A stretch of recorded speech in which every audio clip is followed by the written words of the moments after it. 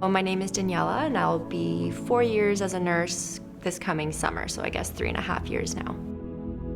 I love helping people. I was a veterinary technician prior to working with people, and I really enjoyed that connection with other beings, and I felt that as a registered nurse, I could perhaps connect more with my patient population by being able to, speak to them, explain what I'm doing, and also hear their story. So it's been a really incredible journey, in particular, being able to hear other people's stories and experiences. You can learn a lot from people that are going through health struggles, so I've grown a lot as a person. It was very much the run-of-the-mill routine. You do your meds, get them up, get them washed.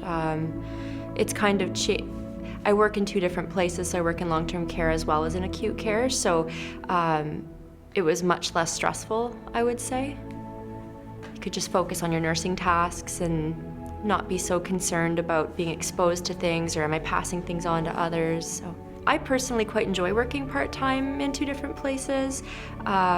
It just gives you a little bit more freedom in your schedule to choose what you want to do, and pre-COVID to travel and do all the wonderful things that we like to do in life. But yeah. During the pandemic, various times either location was declared a COVID outbreak unit, so I found myself limited to only work in one place. At the moment, thankfully, knock on wood, I'm working still in both, but it's definitely been a struggle because where I work in acute care is very intense, very, very stressful, very high pace, very high acuity of patients. And sometimes I really look forward to going to my long-term care position because it's a little bit less stressful. It's, you're not running as much. And for me, it's very much an emotional and a mental break. So I found that made it a bit challenging also to work during the pandemic, to not be able to step away. Because of course I gave priority to the job where I got the most hours, which was in acute care. So it's been a struggle with that. It's impacted me a fair bit, to be honest. I actually had COVID in the spring, so that was a very interesting introduction to the pandemic because I was hit pretty hard in the respiratory system. So that was a little bit nerve-wracking, and I just feel it's been very, very disheartening. It's been very discouraging. We're all very isolated.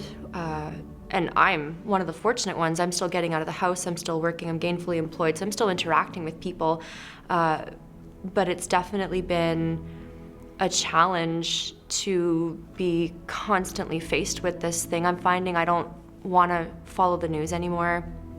I don't listen, I'm tired of it. I know that's a bit ignorant, but I just found it was extremely anxiety-inducing in the very beginning because we hear about this pandemic and I'm thinking, oh my gosh, and we're going to be the ones that are going to be first exposed to it. And I already knew I had some pre-existing pulmonary conditions, so I was a bit worried. And then to have caught it, I was very concerned because I heard about, secondary sequelae and later long-term effects, so that's always in the back of my mind.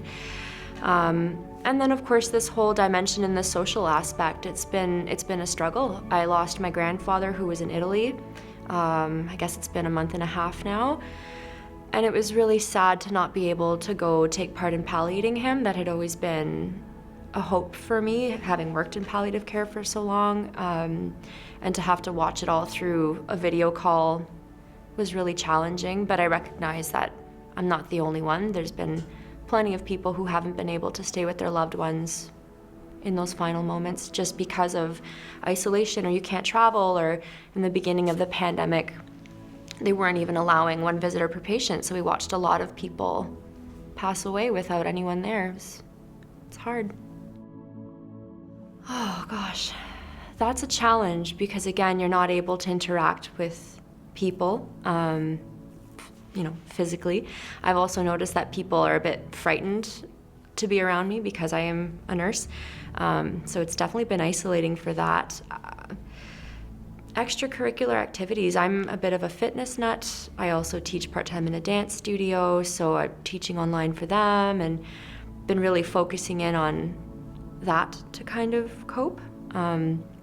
Unfortunately, also during COVID, I also lost my relationship, and I don't know if that was perhaps part of my partner's struggle, as I'm seeing many relationships are falling apart. So that was one huge coping outlet or support that was taken away from me. So to be honest, I'm still figuring it out. In particular, I also think, just touching on COVID, I think that COVID's causing a parallel epidemic of solitude and sadness amongst not just the average person or staff, but also patients, because they're very isolated.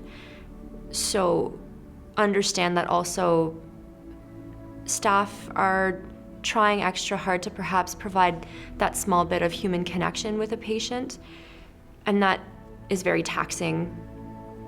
It's done very willingly, but it's very taxing because you're already putting everything that you have into what you do. It's very physical, very heavy work with washing and dressing and toileting people. And then you're putting in that emotional energy as well to try to, for the minutes that you're in that room, to make them feel a bit better. First of all, I can say we're all tired.